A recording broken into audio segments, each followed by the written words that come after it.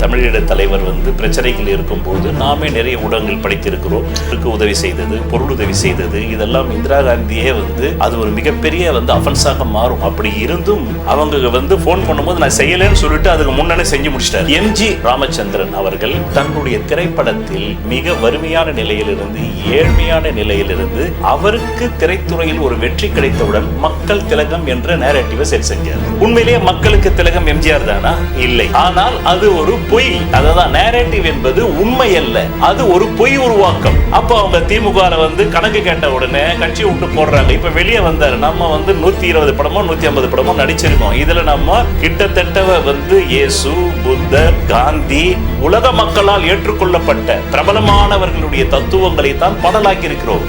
அப்ப நாமும் அப்படிப்பட்டவனாகத்தான் இருப்போம் என்ற ஒரு கருத்துருவாக்கத்தை எம்ஜிஆர் காலத்தில் எம்ஜிஆர் உருவாக்கினார். குழந்தை இல்லை, அது ஒரு தற்செயல் நிகழ்வு. அவர் விரும்பினார், வரல. அப்ப பார்த்தாங்க மக்கள் திலகம்னா மாதிரியே பார்த்தி. அப்ப அவருக்கு குழந்தை இல்லை. அப்ப இவர் யாருக்காக சொத்து சேர்த்து வைக்க போறாரு பாரு. அவருக்கு என்ன, அவர் என்னத்தை வரைக்கும் போக போறாரு? அதுல சினிமாவில் அவர் நடிக்காத சம்பாதிக்காததான் 150 படத்துல அவர் பார்க்காத கதாநாயகியா. இதுதான் நேரேட்டிவ். எம்ஜிஆர் உருவாக்கிய அந்த நேரேட்டிவ் பெர்செப்ஷனை திமுகவால் உடைக்கவே முடியவில்லை. அந்த நேரேட்டிவை உடைக்கிறதுக்கு கலைஞர் கருணாநிதி படாத பாடுபட்டார். மலையாளின்னு சொன்னார், அவர் வேறு தேசத்து அட்டக்கத்தி வீரன்னு சொன்னார். எவ்வளவோ சொல்லி பார்த்தாலும் அவரிடம் குறைந்தபட்ச அறம் இருந்ததால் கலைஞர் கருணாநிதியால் உடைக்க முடியும். திமுக ஏன் எம்ஜிஆரை போல் வெற்றி பெறவில்லை? அவர்களும் ஒரு நேரேட்டிவை செட் செய்தார்கள். கலைஞர் கருணாநிதி அவர்கள் +2 கூட முடிக்கல, 10th கூட முடிக்கல. அதை விட குறைந்த கல்விதான். தான் திரைப்படங்களுக்கு கதை வசனம் எழுதியதை கல்வி அறிவாக ஒரு நேரேட்டிவ் செட் செஞ்சார். உங்கள் வாழ்க்கையில் விடை காண முடியாத கேள்விகளுக்கு விடை சொல்ல வருகிறார் The one and only hat-trick success astrologer in India. ஜோதிட சத்குருஜி மெஹரு தன் சுய ஜாதகத்தின் மூலம் விழிப்புணர்வு பெற்ற ஒரு மறைபொருள். நேயர்கள் அனைவருக்கும் அன்பு வணக்கம். 2026 எலெக்ஷன் இதற்கு முன்னாடி தமிழ்நாட்டில், ஏன் இந்தியாவிலே எந்த மாநிலமும் பார்க்காத ஒரு தேர்தல், ரொம்ப வித்தியாசமான தேர்தல். ஒரு முதல் முறையாக வந்த கட்சி ஜெயிச்சு மற்ற 2 கட்சிகள், பெரிய கட்சிகள் 2ம் பின்னுக்கு தள்ளப்பட்டதை பார்த்துருப்போம். ஜோதிட சத்குருஜி மெஹரோ அவர்கள்கிட்ட விரிவாக இது குறித்து நாம் இன்னைக்கு பேச போகிறோம். வணக்கம். வணக்கம். வணக்கம் சார். எலெக்ஷனுக்கு முன்னாடி நம்ம பேசணும். நீங்களும் உங்களுடைய அந்த தேர்தல் அனுபவங்கள்லாம் சொன்னீங்க. கண்டிப்பா. ஆனால் அந்த 26 தேர்தல் ஒரு வித்தியாசமான தேர்தல் தான் இல்லையா? இதில் 2 முக்கியமான திராவிட கட்சிகள், பலரும் நம்ம டிவி டிபேட்லேருந்து யூடியூப்லேருந்து எல்லாத்துலேயுமே பார்த்தீங்கன்னா திமுக ஜெயிக்கிறதுக்கு வாய்ப்பு இருக்குது. ஏன் அந்த போல் டீட்டெயில்ஸ் இல்லைனா ஒப்பீனியன் போல்ஸில் கூட திமுக தான் கண்டிப்பாக வரும் அப்படின்ற மாதிரி சொன்னாங்க. நல்ல ஐடி விங் சப்போர்ட் இருந்துச்சு. திமுக ஒரு நரேஷன் வச்சாங்க, தாவேகா ஒரு நரேஷன் வச்சாங்க, அதிமுக ஒரு நரேஷன் வச்சாங்க, எல்லாருமே வச்சாங்க. ஆனால் இதுக்கு முன்னாடி ஜெயிச்ச திமுகவால் ஏன் ஜெயிக்க முடியல? அவ்வளோ சப்போர்ட் இருந்தும். இன்னொரு பக்கம் பார்த்தீங்கன்னா அதிமுக இத்தனை ஆண்டு காலமாக திமுகவுக்கு எதிர்நிலையிலேருந்து அரசியல் பண்ணி ஜெயிச்சிருக்கிறாங்க. அவங்களுடைய ஆன்டி இன்கம்பன்சியை யூஸ் பண்ணி ஜெயிச்சிருக்கிறாங்க. இந்த 2 கட்சிகளுமே புறந்தள்ளிட்டு தாவேகா முன்னிலையில் வந்தாலும் ஒரு தனிப்பெரும்பான்மை அமைக்க முடியல. அப்படி ஒரு மியூசிக்கல் சேர் சிச்சுவேஷன் மாதிரி யார் எங்கே உட்கார போகிறாங்கன்னு நம்ம பேசிகிட்டு இருக்க இந்த நாள் வரைக்கும் கட்சியிலேருந்து வெளியே போகிறதும் புது கூட்டணிகள் அமைகிறதும் நம்ம பார்த்துட்டு இருக்கிறோம். ஏன் இவ்வளோ ஒரு ஒரு ஒரு இப்படி ஒரு சூழல், என்ன வார்த்தை எனக்கு சொல்லி கேள்வி கேட்குறதுனே தெரியலையே, இப்படி ஒரு சூழல் உருவானதுக்கான காரணம் என்ன சார்? மிக அற்புதமான கேள்வி. எப்பொழுதுமே மனிதர்கள் சர்ஃபேஸ் லெவல்னு ஆங்கிலத்தில் தெரியும் உங்களுக்கு, மேலோட்டமா எல்லா தேர்தல் வியூக வகுப்பாளர்களும், ஏன் அப்படி பார்த்தால் இந்த வாட்டி திமுகவுடைய கட்டுப்பாட்டில் தான் ஊடகங்களே இருந்தது. போன வாட்டி நாம் பேசும்போதே கூட பார்த்தீங்கன்னாக்கா எவ்வளவு அழுத்தம் இருந்தது அந்த ஒரு சூழ்நிலையில். பெண் நிறுவனம் வச்சுருந்தாங்க. இப்படி ஒவ்வொருத்தரும் ஒவ்வொரு நிபுணர்களை தேர்வு செய்கிறாங்க. அப்படி இருந்து ஒரு மியூசிக்கல் சேர் சிச்சுவேஷன் ஏன் வந்தது? ஏன் திமுகவின் நேரேட்டிவ் ஒர்க் அவுட் ஆகலை?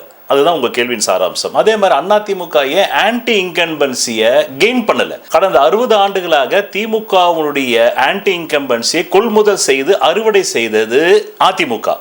இந்த முறை ஏன் செய்யவில்லை என்பது உங்களுடைய கேள்வி. இதையும் சேர்த்து கேட்டுறேன். இந்த 2 கட்சிகளுமே பிரச்சாரத்தின் பொழுது பேசும்போதும் ஒருவர் தான் காம்படிட்டர்ஸா எடுத்துக்கிட்டாங்க.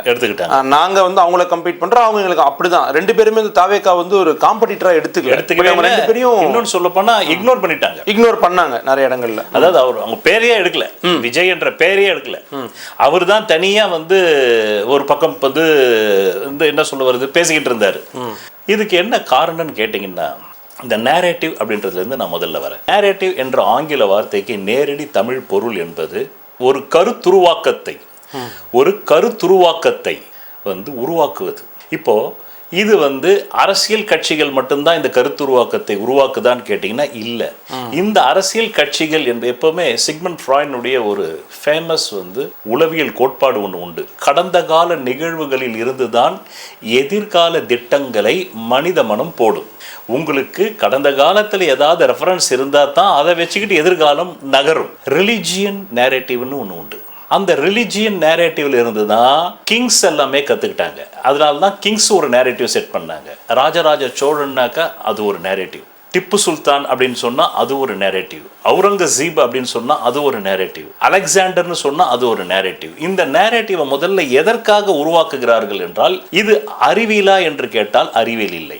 அறிவியல் நேரேட்டிவை செட் பண்ணாது. அறிவியல் வந்து எக்ஸ்பெரிமெண்டல் ஒரு ஹைப்போதிசிஸை அறிவியல் உருவாக்கி அந்த ஹைப்போதிசிஸ் வந்து பரிசோதனை சாலையில் பரிசோதனை செய்து 1க்கு 100 முறை அந்த பரிசோதனையில் ஒரே விதமான ரிசல்ட், ஒரே விதமான வந்து உண்மைத்தன்மை விடை, ஒரே விதமான விடை.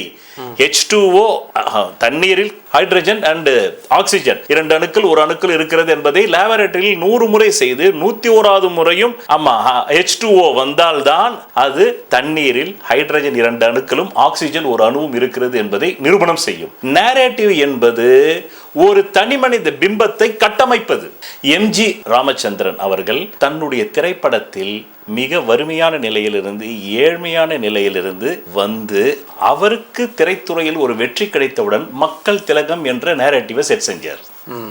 அதே வறுமையிலிருந்து அதே கீழ்நிலையிலிருந்து வந்த சிவாஜி கணேசன் அவர்கள் நடிகர் திலகம் என்ற ஒரு நேரேட்டிவை செட் பண்ணார். இப்போ இந்த நேரேட்டிவை மக்கள் எப்படி புரிஞ்சுக்கிட்டாங்க? மக்களுக்கு திலகம் எம்ஜிஆர், நடிப்புக்கு திலகம் சிவாஜி. உண்மையிலேயே மக்களுக்கு திலகம் எம்ஜிஆர் தானா?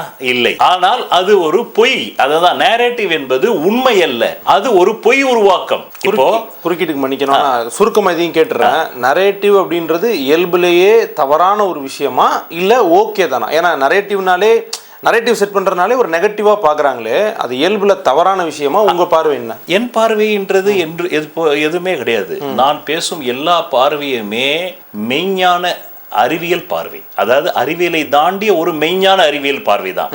எனக்கென்று எந்த விதமான தனிப்பட்ட கருத்துருவாக்கங்களும் இல்லை. எனக்கென்று எந்த விதமான வந்து ஒரு நல்லது கெட்டதுகள் இல்லை. நான் அந்தந்த விஷயங்களுக்குள் ஆழமாக சென்று மக்களுக்கும் உங்களுக்கும் புரிதலை ஏற்படுத்தும் ஒரு முயற்சி தான். ஸோ எனக்கு விருப்பு வெறுப்பு கிடையாது. ஸோ இந்த நேரேட்டிவ் என்பதே ஃபிக்ஷன்.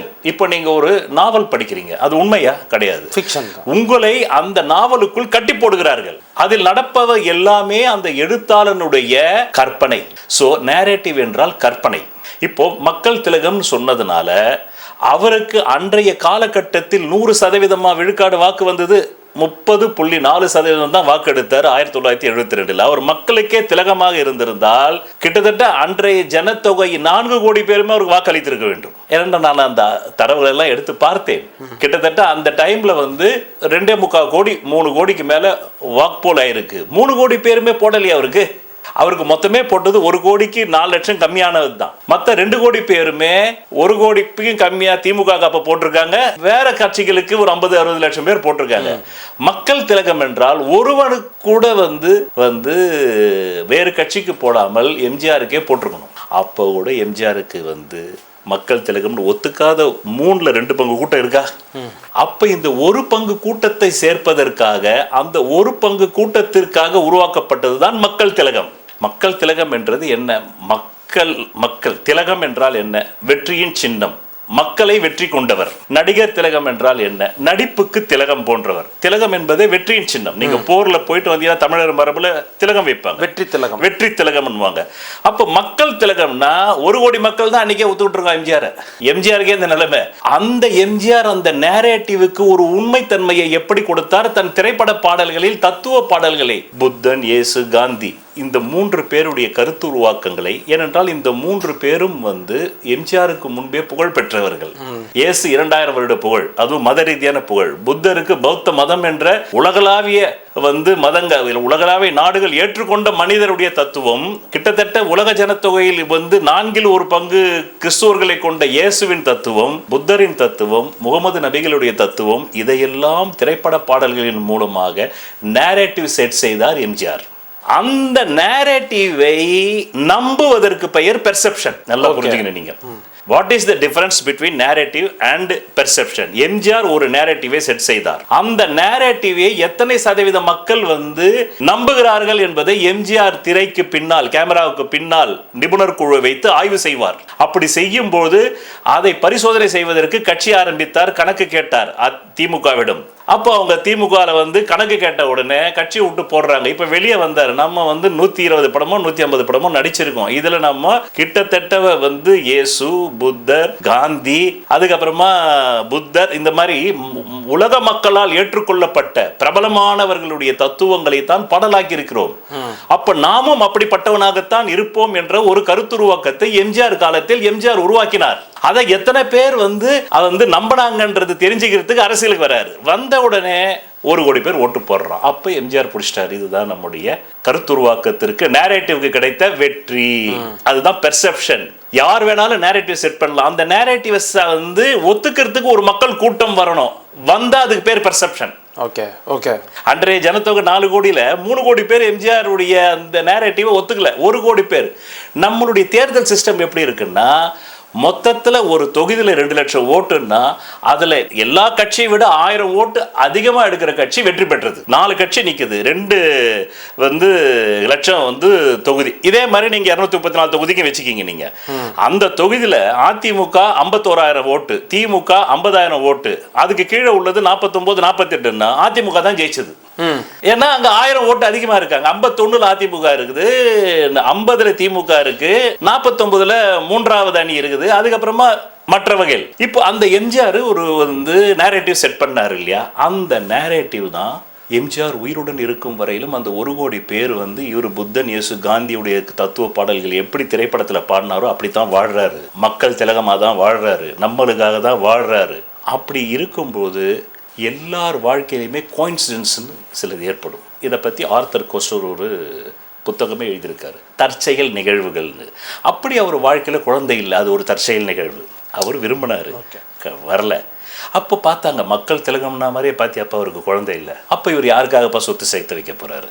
இதெல்லாம் மக்களிடம் வந்து நிபுணர் குழுக்களை விட்டு பேச வைப்பார்கள். இதெல்லாம் நமக்கு தெரியாது. அதுதான் நேரேட்டிவ் செட் பண்ணுறது. அவங்க வந்து டீ கடையில் உட்காந்து பேசுவாங்க, கட்சி தொண்டனாக இருப்பாங்க.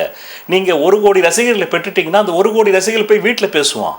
வீட்டில் பேசும்போது அப்பா கேட்பாரு, அப்பா ஃப்ரெண்டுக்கிட்ட சொல்லுவார், என் பையன் முடிப்பா எம்ஜிஆர் மேலே ரொம்ப பற்றா இருக்கான்ப்பா, அவர் உண்மைதான்ப்பா, மக்கள் திலகம் தான்ப்பா, பாரு அவர் குழந்தை இல்லை, பாரு அவருக்கு என்ன, அவர் என்னத்தை வரைக்கும் போகிறாரு சொத்து சேர்த்து. அவர் அதுபோல சினிமாவில் அவர் நடிக்காது, சம்பாதிக்காததா 150 படத்தில் அவர் பார்க்காத கதாநாயகியா. இதுதான் நேரேட்டிவ். இது வந்து ஒரு திரைத்துறை உச்ச கதாநாயகனுக்கு இயல்பாகவே அவன் நடிக்கும் படங்களில் அமைந்துவிடும். இதை ஒருத்தர் வந்து தனிப்பட்ட முறையில் செய்யணும்னா வாய்ப்புகள் குறைவு. அப்போ திரைத்துறை நடிகர்கள் ஏன் டக்குன்னு வந்தவுடனே அந்த நேரேட்டிவ் வந்து பர்செப்ஷனாக மக்கள்கிட்ட மாறுதுன்னா, அவர்கள் ஏற்கனவே 100 படங்கள், 150 படங்களோ 90 படங்களோ, இப்போ நம்ம விஜய் அவர்கள் முதல்வர் கூட வந்து 69 படங்கள் நடிச்சிருக்காரு. அந்த 69 படங்கள்ல அவர் வந்து ஒவ்வொரு கதையிலும் மக்களை காப்பாற்றுவதாக நடித்திருப்பார். அதுதான் நேரேட்டிவ். அந்த நேரேட்டிவ் வந்து இங்கே தேர்தலுக்குள்ள வரும்போது அது பெர்செப்ஷனாக மாறுது. ஆனால் எம்ஜிஆர் உருவாக்கிய அந்த நேரேட்டிவ் பெர்செப்ஷனை திமுகவால் உடைக்கவே முடியவில்லை. ஏன் திமுகவால் உடைக்க முடியவில்லை என்றால், எம்ஜிஆரிடம் குறைந்தபட்ச ஒரு தார்மீக அறம் இருந்தது. குறைந்தபட்ச தார்மீக அறம் இருந்தது. அது என்ன குறைந்தபட்ச தார்மீக அறம்னா, தன்னை நம்பிய மக்களுக்கு தன்னால் இயன்றதை, தன்னுடைய முதல்வர் என்ற பதவிக்கு உட்பட்ட லிமிட்டேஷன்ஸ் என்னென்ன செய்யணுமோ அதை செய்யணும் அப்படின்னு செஞ்சார். சிலத லிமிட்டேஷன்ஸை தாண்டியும் செஞ்சார். உதாரணமாக வேலு என்கின்ற தமிழீழ தலைவர் வந்து பிரச்சனைகள் இருக்கும்போது நாமே நிறைய ஊடகங்கள் படித்திருக்கிறோம்.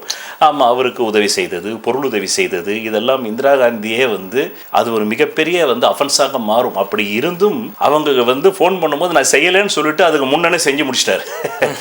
இந்த மாதிரி சில அறங்கள் எல்லாம் அவர்கிட்ட இயல்பிலேயே இருந்தது. அதனால் அவர் செட் செய்த நேரேட்டிவ் அவர் சாகும் வரையிலும் பெர்செப்ஷனாக நிலைக்குது. அது ஓட்டா கன்வெர்ட் ஆகுது. அதுதான் அதிமுகன்னு இருந்த ஒரு 30% ஓட்டு. ஸோ அதோட இம்பேக்ட் வந்து அடுத்தடுத்த கட்டத்துக்கு போகும். ஆமாம், இது எம்ஜிஆர் வேர்டு நிப்பாட்டிப்போம். ஸோ அந்த எம்ஜிஆர் வரல அந்த 30% வந்து அந்த நேரேட்டிவ், அவருடைய 100 படங்களுடைய தத்துவ பாடல்கள், அவர் வந்து பொதுவெளியில் வந்து தர்மம் செய்தது, அந்த தர்மம் செய்ததை வெளியிலே வந்து மறைமுகமாக தர்மம் செஞ்சவனே சொல்லுவான். அவர் போய் சொல்லுன்னு சொல்ல வேண்டியது இல்லை. இப்போ ஒரு ஏழைக்கு இதை வந்து 1 லட்ச ரூபா கொடுக்குறாரு அந்த காலத்தில். அந்த காலத்தில் 1 லட்ச ரூபான்னா எவ்வளோ பெரிய காசு? 10 கோடி ரூபாய் சமாச்சாரம். அப்போ அவன் சும்மா இருப்பானா? அவன் சொந்தக்கார 10 பேர் சொல்லுவான், அந்த 10 பேர் சொல்லுவான். அப்புறம் கட்சி தொண்டை சும்மா இருப்பானா? 1 கோடி பேர் இருக்கிறான். அந்த 1 கோடி பேர் அவங்க வீட்டில் சொன்னாலே அது வந்து 2 கோடியாகி போயிடுச்சு. அப்போ அந்த மாதிரி சில வந்து அவரிடம் நான் தான் சொன்ன குறைந்தபட்ச அறம் இருந்தது. வேர்ட் ஆஃப் மவுத் அப்படியே போயிட்டே இருக்கு. Word of mouth. அப்போ அது அந்த வேர்ட் ஆஃப் மவுத்தா போகும்போது மக்கள் மனசுல எல்லாம் ஒரு மக்கள் திலகம், மக்கள் உண்மை உண்மை உண்மை உண்மை உண்மைன்னு அந்த 30% இரட்டை இலைக்கு வாக்கப்பட்டது. எம்ஜிஆரை தவிர அவங்க யாருக்கும் போட மாட்டாங்க. அந்த நேரேட்டிவ் பெர்செப்ஷனாக மாறிச்சு. அந்த நேரேட்டிவை உடைக்கிறதுக்கு கலைஞர் கருணாநிதி படாத பாடுபட்டார். மலையாளின்னு சொன்னார், அவன் வந்து வேறு தேசத்து அட்டக்கத்தி வீரன்னு சொன்னார். அவர் போடுற சண்டை எல்லாமே வந்து சாதாரண சண்டை தான், அது ரியல் கத்தி இல்லை அட்டக்கத்தின்னாரு. எவ்வளவோ சொல்லி பார்த்தாலும் அவரிடம் குறைந்தபட்ச அறம் இருந்ததால் அந்த நேரேட்டிவை கலைஞர் கருணாநிதியால் உடைக்க முடியவில்லை. இப்போ அப்படியே திமுக ஏன் வந்து எம்ஜிஆரை போல் வெற்றி பெறவில்லை? அவர்களும் ஒரு நேரேட்டிவை செட் செய்தார்கள். கலைஞர் கருணாநிதி அவர்கள் வந்து +2 கூட முடிக்கல, 10th கூட முடிக்கல, அதை விட குறைந்த கல்விதான். ஆனாலும் தான் திரைப்படங்களுக்கு கதை வசனம் எழுதியதை கல்வி அறிவாக ஒரு நேரேட்டிவ் செட் செஞ்சார். தான் பராசக்தி போன்ற படங்களுக்கும், மந்திரிகுமாரி போன்ற படங்களுக்கும், எம்ஜிஆருடைய சில படங்களுக்கும் வந்து அவர் கதை வசனம் எழுதும்போது அந்த படம் வந்து வெற்றி பெற்றதற்கு கதை வசனம் மட்டுமே இல்லை, ஒரு கதை வசனமே வேணால் ஆடியோலேயே பேசினாக்கா இன்றைக்கெல்லாம் எஃப்எம்மில் இருக்குது, அந்த ஆடியோவில் இருக்குது. அந்த ஆடியோலாம் வந்து பெரிய ரீச் ஆகணும். அதில் கதாநாயகன் 24 கிராஃப்ட் சேரும்போது இவருடைய வசனமும் சேரும்போது அது வெற்றி பெற்றது. ஆனால் அவர் எப்படி நேரேட்டிவ் செய்தால், என் வசனங்களுக்காகத்தான் பராசக்தி ஓடியது, என் எழுத்துக்களுக்காகத்தான் பராசக்தி ஓடியது, என் எழுத்துக்களுக்காகத்தான் வந்து மந்திரிகுமாரி ஓடியது, என் எழுத்துக்களுக்காகத்தான் சிவாஜி கணேசனின் ஒரு மாபெரும் வெற்றி படங்கள் எல்லாம் அமைந்தது என்ற ஒரு நேரேட்டிவை தான் எழுத்தாளன், என்ன எழுத்தாளன், அவர் வந்து இலக்கிய எழுத்தாளன் அல்ல, ஆன்மீக எழுத்தாளன் அல்ல, புராண இதிகாச நூல்களை எழுதி இல்லை, ஒரு என்டர்டைன் மீடியாவில் எழுத்தாளர். என்டர்டைன் மீடியாவில் மக்களுக்கு வந்து என்ன விதமான அந்த கண் புருவங்கள் உயர வேண்டுமோ அதற்கான கமர்ஷியல் ஃபார்முலா எழுத்தாளர். அந்த காலத்து கமர்ஷியல் ஃபார்முலா எழுத்து தான் பராசக்தி படத்தில் சிவாஜி கணேசன் பேசும் தடாகத்தை சுத்தப்படுத்துகிற மீன் அப்படின்றதெல்லாம் அந்த காலத்தில் அந்த கமர்ஷியல் ரசிகர்களுக்கு அது வந்து புதுசு அப்படி எழுதுனது. அதுக்கு முன்னாடி வந்து தியாகராஜ பாகவதர் காலத்தில் ஒரு டயலாக் பேசுறதுக்கு 10 நிமிஷம் ஆகும். அதில் வந்து கபன்னு ஏற்ற இறக்கத்தோடு இவருடைய வசனங்களை சிவாஜி பேசும்போது இவர் வசனமும் எடுபடுது. அங்கே சிவாஜி வேற எந்த நடிகரும் பேசியிருந்தாலும் கலைஞருடைய வசனம் எடுபட்டிருக்காது. ஸோ இப்படி 24 கிராஃப்ட்டுக்குள்ளே இவரும் ஒரு கிராஃப்ட், கலைஞர் கருணாநிதி அவர்கள் கிராஃப்ட். ஆனால் அவர் எப்படி தன்னை வந்து நேரேட்டிவ் செட் பண்ணுறாரு, தான் படிப்பாளி, தனக்கு இலக்கியம் தெரியும், தொல்காப்பியம் தெரியும், தனக்கு சங்க இலக்கியம் தெரியும், அதற்குள்ளெல்லாம் வந்து பூந்து விளையாடுபவர் அப்படின்னு ஒரு நேரேட்டிவ் செட் பண்ணுறாரு. ஏற்கனவே திரைத்துறையில் இருக்கார். அந்த நேரேட்டிவ் ஒரு பெர்செப்ஷனாக மாறி அந்த மாதிரி மனோபாவம் உள்ள சில வந்து படித்தவர்கள், ஆமாம் படித்தவர்கள்லாம் அதுக்காக அறிஞர்கள் கிடையாது. அறிஞர்கள் என்பது நீங்கள் கூகுளில் போய் தட்டுங்க, இன்னைக்கு உலக ஜனத்தொகை 800 கோடி பேரில் 1% கீழே தான் அறிஞர்கள் இருக்காங்க. அறிஞர் என்ற வார்த்தைக்கு என்னென்ன பொருள்னு சொல்லிடுறேன். ஒரு துறைசார் நிபுணர்கள். ஓகே. அடுத்தது அவங்க கல்வி அறிவு படிச்சிருக்கணும்னு அவசியம் இல்லை, ஒரு துறைசார் நிபுணர், அனுபவ அறிவா இருந்தாலும். ஆமா, இப்ப ஜோதிடமும், இப்ப நான் ஜோதிட நிபுணர், ஜோதிட துறையில நான் ஹேட்ரிக் சக்சஸ் கொடுத்தேன் இந்தியாவிலேயே. இப்ப நான் ஜோதிட நிபுணர். அந்த மாதிரி ஜோதிட நிபுணரா இருக்கலாம், அறிவியல் நிபுணரா இருக்கலாம். ஏமா, ஏன்னா தாமஸ் ஆல்வா எடிசன் எந்த ஸ்கூலுக்கு போனாரு, அவர் ஸ்கூல் அவுட், ஆனா அவரு தான் வந்து 2000 பொருட்களை கண்டுபிடிச்சாரு. அதனால துறைசார் நிபுணர்கள் எல்லாமே அறிஞர்கள், விஞ்ஞானிகள் அறிஞர்கள், அறிவியலாளர்கள் அறிஞர்கள். பேராசிரியர்கள் அறிஞர்கள். அதனால பேராசிரியர் மட்டுமே அறிஞர் கிடையாது. நம்ம வந்து தாமஸ் ஆல்வா எடிசன் ஸ்கூலுக்கு போகாதவரும் அறிஞர் தான். ஏன்னா எந்த பேராசிரியருமே சொல்லி கொடுத்தது தான் வாமிட் எடுப்பாங்களே தவிர புதுசாக ஒன்று கண்டுபிடிக்க மாட்டாங்க. ஆனால் தாமஸ் ஆல்வா எடிசன் புதுசாக ஒன்று கண்டுபிடிச்சாரு. அவங்க 1% கீழே. அதனால் கலைஞர் கருணாநிதி அவர்கள் அறிஞர் அல்ல. ஆனால் பாப்புலர் ஃபில்ம் மீடியா அப்பதான் ஊம படத்திலிருந்து தியாகராஜ பாகவதருக்கு சினிமா நகர்ந்து அப்புறமா வந்து ஒரு கமர்ஷியல் படங்களுக்கு வரும்போது ஒரு கமர்ஷியல் பட நாயகர்களுக்கு வசனம் எழுதினார். அதுவும் உச்ச கதாநாயகர்களுக்கு, பிற்காலத்தில் அவர்கள் உச்சமாக வரப்போற கதாநாயகர்களுக்கு. தோல்வி கதாநாயகர் எழுதியிருந்தார்னா இவர் வசனம் என்னதான் நல்லா இருந்தாலும் அவங்க தோத்து போயிட்டாங்க, இவருடைய பேர் வெளியே வராது. அப்ப அவர் ஒரு நேரட்டிவ் செட் பண்றாரு. அதே மாதிரி எழுத்தறிவுல ஆர்வம் உள்ளவங்க எல்லாம் அவருக்கு ஒரு கோடி பேர் சேர்றாங்க. ஓகே. ஆனாலும் எம்ஜிஆர் செட் பண்ண அந்த நேரேட்டிவுக்கு மேல அவரால் போய் வெற்றி பெற முடியல. ஸோ கலைஞர் கருணாநிதியோட நேரேட்டிவும் ஒரு பெர்செப்ஷன் செட் பண்ணி அவருக்கும் வந்து, ஏன்னா முதல் தேர்தலில் எம்ஜிஆர் ஜெயிக்கும் போது இவர் எம்ஜிஆர் வந்து ஃபர்ஸ்ட் வந்து 30% வாங்குறாரு. அவரும் வந்து ஒன்றும் குறைச்ச இல்லை, அதுலேருந்து 4% கம்மி தான் வந்து கருணாநிதியும் வாங்குறாரு. ஸோ கூடவே தான் வராரு, எம்ஜிஆர் கூடவே தான் வராரு. ஆனால் தொகுதிகளாக அவரது கன்வெர்ட் ஆகலை. ஸோ அப்போ 2வது முறை ஆட்சியை கலைக்கிறாங்க. யாருடைய ஆட்சியை? எம்ஜிஆருடைய ஆட்சி. என்ன சொல்லி கலைக்கிறாங்க அப்படின்னு கேட்டிங்கன்னா, ஃபர்ஸ்ட் 1972 கட்சி ஆரம்பிக்கிறார் எம்ஜிஆர். 1977 ஆட்சியை பிடிக்கிறாரு. 2.5 வருடங்கள் வந்து ஆட்சி நடக்குது. 2.5 வருடங்கள் ஆட்சி நடந்த உடனே லோக்சபா தேர்தல் வருது. சொல்வதெல்லாம் பலிக்கும் அபூர்வ வாக்கு சக்தி பெற்றவர் மெஹ்ரு அவர்கள். உங்கள் வாழ்க்கையில் பணம், புகழ், பதவி, திருமணம், குழந்தை பேறு, உயர்கல்வி, வெளிநாட்டு யோகம், கலைத்துறையில் வெற்றி, அரசியலில் வெற்றி போன்ற இன்னும் எண்ணற்ற உங்கள் வாழ்வின் கேள்விகளுக்கு ஒரு மனிதன் அவன் ஜாதகத்தை எப்படி அறிந்து கொள்வது? கான்டாக்ட் ஜோதிட Sadguruji Mehru. Address Quality Complex, first floor, new number 45, wall number 12, Arunachalam Road, Saligramam, Chennai 93. Phone 044237607772. Contact 99529 59962 98409 57612. Website www.srimehru.org.